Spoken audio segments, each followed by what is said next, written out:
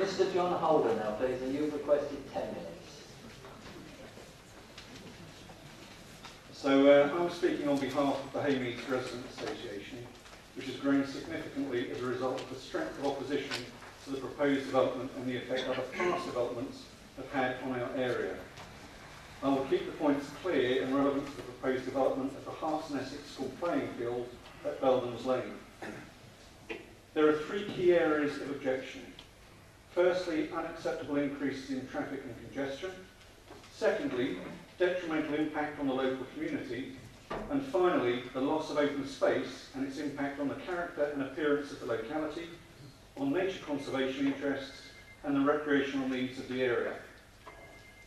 So on the first matter of increased traffic and congestion, Haymeads Lane and Beldham's Lane form a rat run used by traffic heading towards the M11 and trying to avoid the hot-core traffic lights.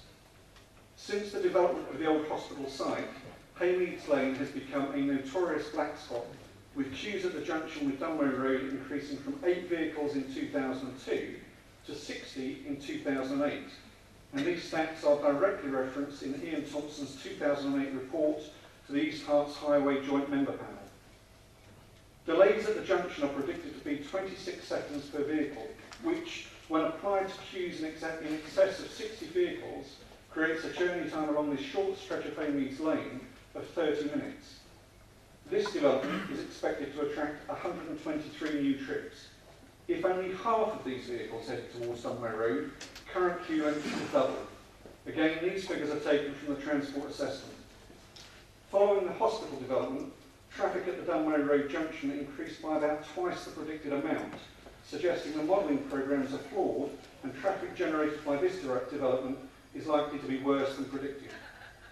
I'd assert, therefore, the developer's transport assessment shows a complete lack of understanding of local roads and is based on a local transport strategy which has not been implemented.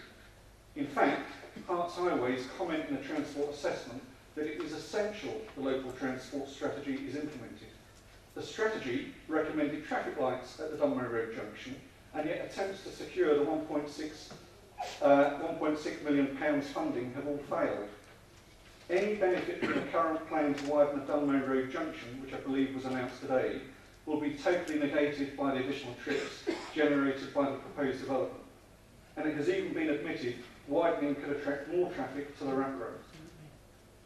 The developers have produced a traffic plan, supposedly to reduce reliance on cars, but local bus services are poor, with one bus an hour, no buses run during the morning peak, bus stops do not meet DDA requirements, the travel plan relies on links to a national cycle network which do not exist, our only cycle path is not connected to any other, and land ownership issues prevent access to it from the site. The developers have proposed a contribution of £10,000 per year for 5 years if trip estimates are exceeded. This token sum wouldn't scratch the surface of the £1.6 million required to address the current congestion. The travel plan is clearly unworkable and cannot be relied upon at all to prevent worsening of the traffic nightmare. In terms of the detrimental impact on the community, the Hearts and Essex School forms an integral part of the surrounding community. It is within walking distance for our children. It is used after school hours for swimming lessons and other activities as part of the school's contribution to community cohesion, as required by Ofsted.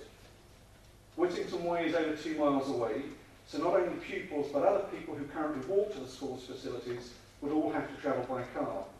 The traffic problems would be exacerbated still further by the relocation of the school.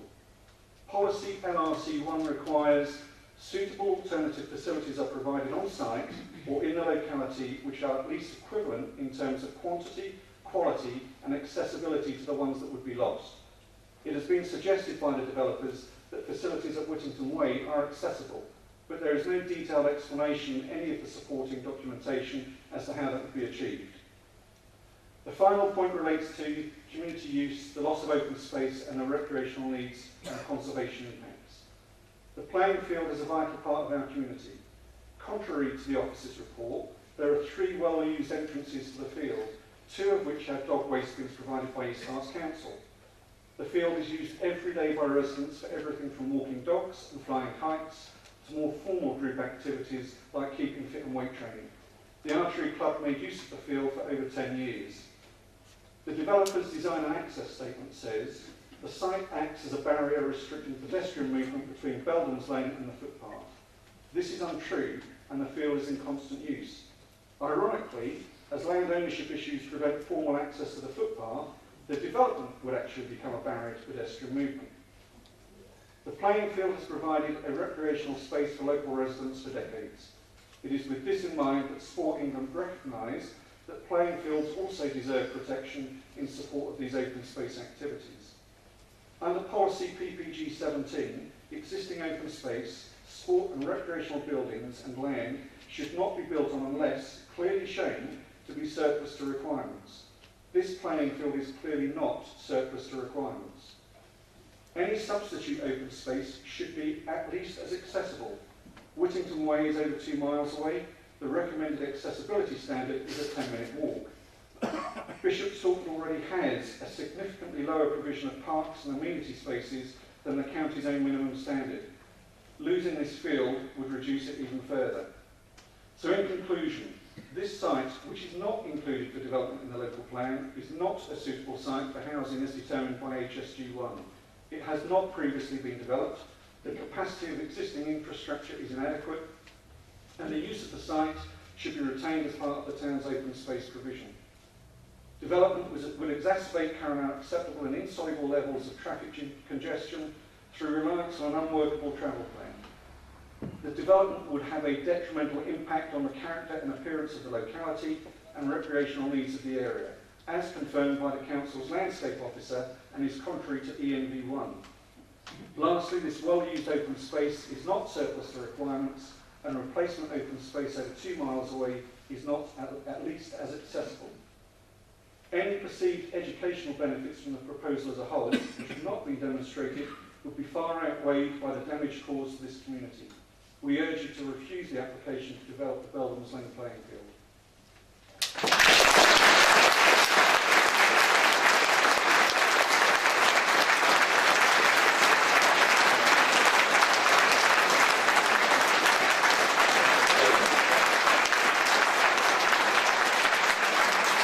Thank you, Mr. Holder. Is it Stephen Searles? Sorrows. Searles, thank you. And you've requested 4 minutes. Thank you. Thank you.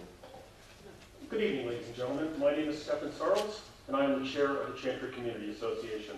We represent residents in the Chantry area on the northwest side of town, including much of the Haddam Road, Wind Hill, Cricket Field Lane, and Dane Park, in total around 1,500 residents. First of all, our residents really enjoy and appreciate our local secondary schools. In fact, the praise for what is going on in Hearts and Essex and Boys High was immense. Well done, schools.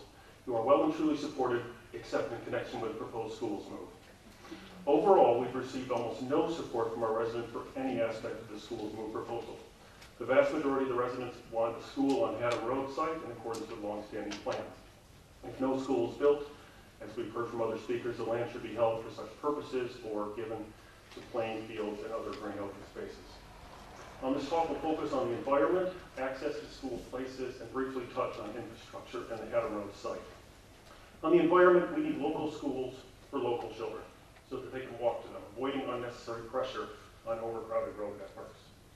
Chantry residents currently walk to both Boys High and Hearts and Essex. Very few of them would be able to walk to the new site.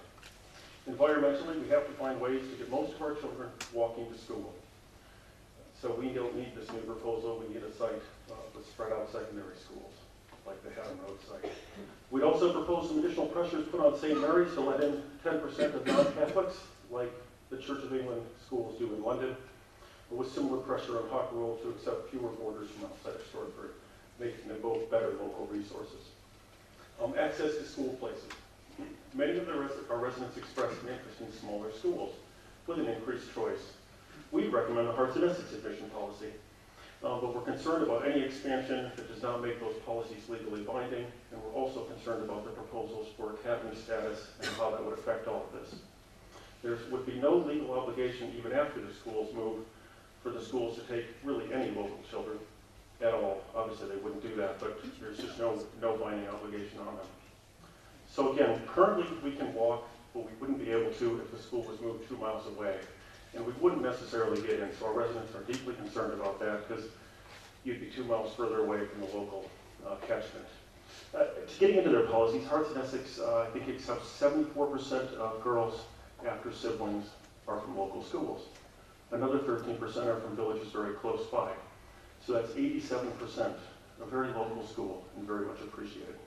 If Boys High had a similar policy, this would reduce or eliminate any admission problems in Stortford and save the environment. We'd highly recommend they change to a similar policy to Hearts and Essex.